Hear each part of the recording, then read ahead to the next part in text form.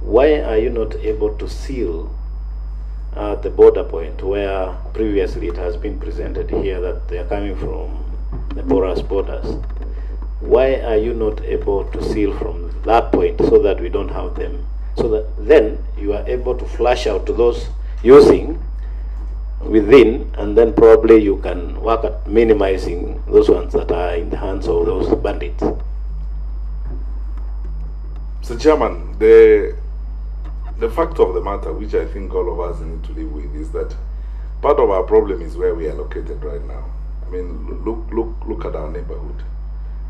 We have porous borders with Somalia. We have a porous border with South Sudan.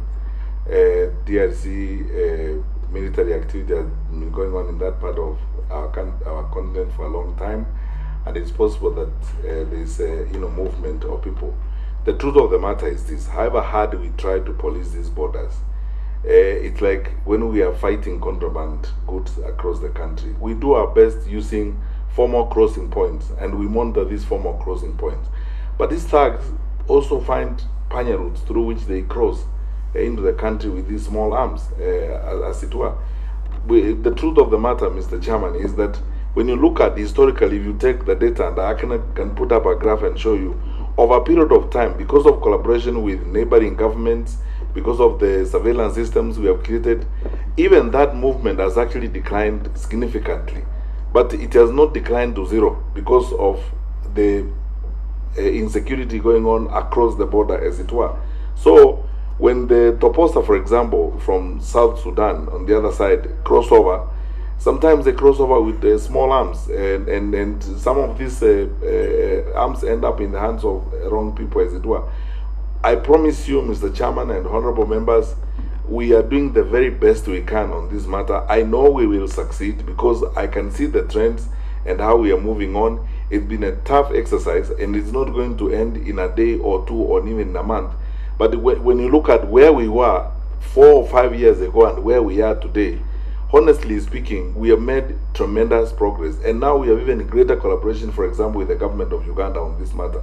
That's why I'm very optimistic myself, that if we are going to have a challenge, it's now going to remain singularly on the border between us and Southern Sudan, because our collaboration with the government of Uganda is making it much easier. Interactions between the Karamoja on the other side of the border and the Turkana on this side of the border, it's even much more peaceful. We are even negotiating, we have recently negotiated resource sharing programs where our livestock farmers can actually get water on the other side of the border if it's too dry on our side of the border, and that has worked very well. I agree with you, it can frustrate sometimes, but we can see a decline in this.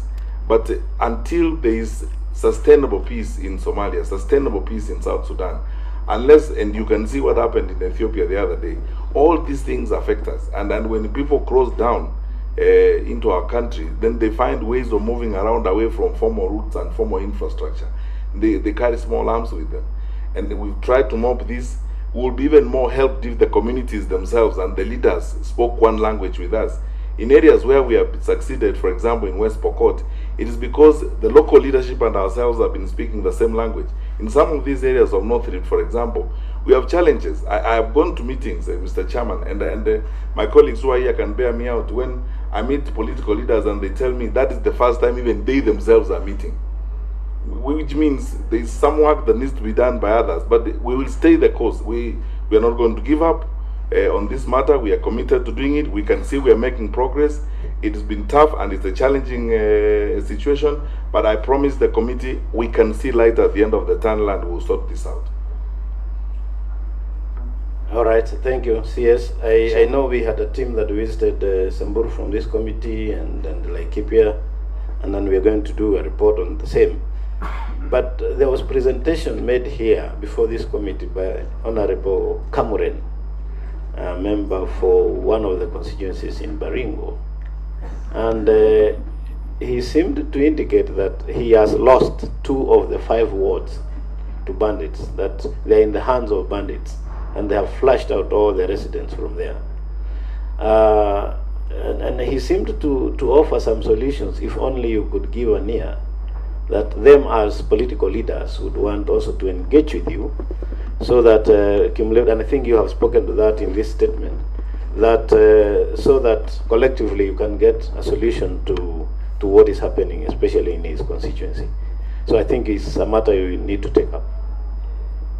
Mr. Chairman, I spent a whole day in Nakuru with the leaders of Baringo. I have listened to Honorable Kamren several times before. We have done everything they asked us to do. They asked us to operationalize administrative areas. They asked us to, we have done. They asked us to increase the number of security personnel on the ground. We have done. They asked us to bring in additional resources from some of our special. Sorry, Mr. Chairman. Sorry, it's a matter that is quite important. Not that yours is not, but proceed. I was saying, Mr. Chairman, that I spent the whole day with the leaders of Baringo and Elgeyo Marakwet in Nakuru, together with my colleagues, the Inspector General of Police and the commanding team, GSU Commandant and everybody. We have listened to them. I think, frankly, they have useful suggestions to make. We have implemented all of them. They asked us to add administrative units and operationalize some of them. The process is going on. The areas where we have advertised to hire chiefs and so on. They asked us for additional security resources. We have provided. They asked us for NPR. Mr. Chairman, I can report to this committee that we have already actually appointed, trained, and created an NPR team in that part of the country, embedded it with the population, as it were. They asked us to intensify activity to move the bandits out of parts of Baringo. We have done. They asked us to put investment in doing some dams and enabling the Pokot warriors and Pokot herders to get water on the other side of Baringo. I have already read the 3 of them that we have done, and KDF is doing more because they are still on site to ensure that they do more of these water bans and so on. We are on course. As I said, this has been a tough experience, especially because, if I have to be very honest with you, Mr. Chairman, this is a matter that was not substantively addressed by our preceding regimes for a very long time. I mean, this is an area of the country where people didn't pay specific attention on how to solve the problems. We are moving in now to do. Imagine if each regime since independence had done even 2 or 3 dams. But now we'll not be having the problem that we're having in that area. Now we are taking it up to ensure that it works out for us. And we are asking every leader involved to be part of the solution, not part of the problem, to reduce the level of incitement and mobilize community to participate in solution seeking. Because if we build a measure of cohesion and get our people together, build schools like has happened, what Honorable Kamren has done in his constituents, doing more schools and expanding learning opportunities. That is how we will get these young men who are moving around with the illegal firearms, attacking and raiding people's homes, to school and to more meaningful economic activity, as it were. So we are on course on this matter, and as always, we don't mind sitting down any day or night they want us to sit down with them. If they have additional suggestions to give us, Mr. Chairman, I undertake before you, we are absolutely ready to do whatever will be required to do by our leaders.